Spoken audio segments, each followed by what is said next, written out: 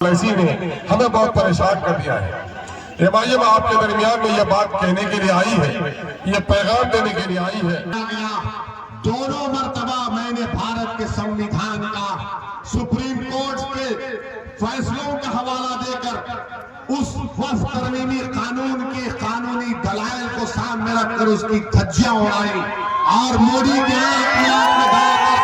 कानून को मैं फाड़ता हूं, ये भारत के संविधान के खिलाफ।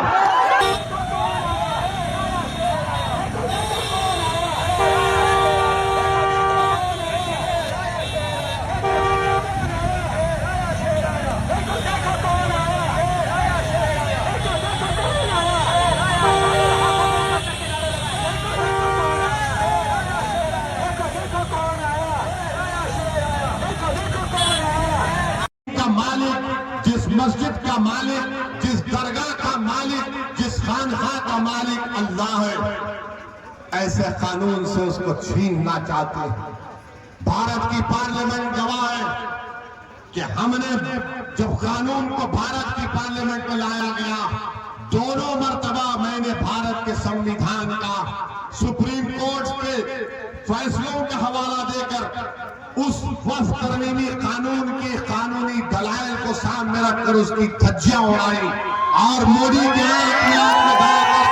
कानून को मैं फाड़ता हूं, ये भारत के संविधान के खिलाफ। मेरे अजीज दोस्तों और बुजुर्गों, हम एक ऐसे माहौल में मैं आपसे अपील कर रहा हूं कि अपने के कोर्ट का सही इस्तेमाल करिए। हमको इन ताकतों को हराना है जो भारत को कमजोर करना चाहते हैं, जो भारत के संविधान को कमजोर करना चाहते हैं। मेरे अजीज दोस्तों और बुजुर्गों, सोचिए थोड़ी देर के लिए, ये लड़ाई जो ओवैसी और अख्तरुल ईमान लड़ रहे हैं, ये नौजवानों की लड़ाई लड़ रहे हैं। बिहार में करीब 60% आबादी 25 साल से कम उम्र नौजवानों की है। आप इनके चेहरों को देखकर वोट डालो, इनके मुस्तकबिल को सामने रखकर वोट डालो। बुजुर्गों, आपने अपनी जवानी बर्बाद कर दी इन जालिमों के पीछे, मगर अपने बच्चों की जवानी को बचा कर रखो ताकि हम एक ताकतवर कौम बनकर उभरे मुस्तकबिल में। नौजवानों, तुम्हारी भी जिम्मेदारी है कि अपने के कोर्ट का सही इस्तेमाल करो। मजलिस के परचम और मजलिस के पतन छाप पर बटन दबाओ ताकि इन लोगों को मालूम हो जाए कि आप एक तब्दीली लाना चाहते हैं मिथिलांचल में, आप एक सियासी लीडरशिप यहां पर बनाना चाहते हैं। आप बनाएंगे अपनी लीडरशिप को, आप बनाएंगे अपनी लीडरशिप को, आप पतन छाप पर वोट देंगे इंशाअल्लाह। तो अल्लाह हम तमाम की नियतों के मुताबिक कामयाबी दे। बहुत बहुत शुक्रिया। अस्सलाम वालेकुम।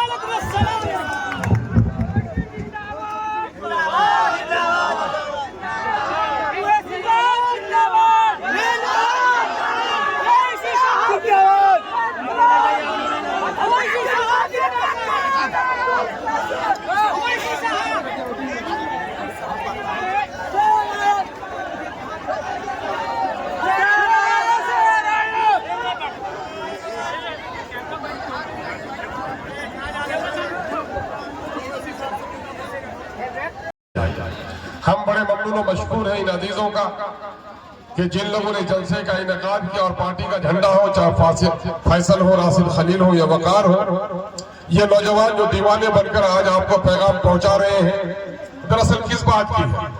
वो ये है कि इस जमहूरी मुल्क में आप जी रहे हैं। जमहूरी निजाम में तकदीर के फैसले तो ये कादिर मतलब खुदा अकबर करता है, लेकिन मुल्क में बसने वाले शहरियों की, मुल्क में बसने वाले इलाकों की तरक्की का सारा राज पिना होता है असेंबली और पार्लियामेंट में। पार्लियामेंट और असेंबली में रोज बरोज आपकी और हमारी घटती हुई तादाद और अगियार की सियासत की कासालैसी ने हमें बहुत परेशान कर दिया है। एमआईएम आपके दरमियान में यह बात कहने के लिए आई है, यह पैगाम देने के लिए आई है कि इस वक्त जरूरत इस बात की है कि अपने सफों में क़यादत खड़ी करो। क़यादत जिसमें नहीं है, बड़ा आमियाना जुमला है कि जिसका कोई दल नहीं उसके मसले का कोई हल नहीं, जिस जिस्म में सर नहीं वो लाश है, जिस कौम का कोई लीडर नहीं वो भी मानिंदे लाश है। इसलिए मैं आपको पैगाम देने आया हूँ कि बैरिस्टर असदुद्दीन अवैसी साहब, ये गनीमत पठान साहब है, मुर्शिद साहब और जलाल साहब जो हमारे जिला अध्यक्ष, साहब, वकार साहब, उनकी पूरी टीम का हम शुक्रिया अदा करते हैं। राशिद भाई का शुक्रिया अदा करते हैं कि 4 दिन से लगातार बारिश भी हो रही थी, आपने इतनी मेहनत की। छोटा भाई फैसल साहब का, मुबारक साहब का, रूहानी साहब का, जेके भाई का, अरफात भाई का, तमाम जो मजलिस के जिम्मेदार हैं, जो 2017-18 से आपने जो मजलिस की नींव रखी, हम तहे दिल से आपका शुक्रगुजार।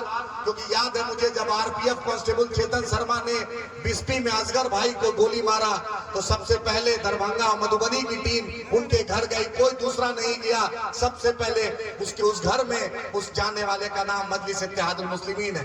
आपके बगैर दोस्तों अपनी क़यादत को खड़ा करना है।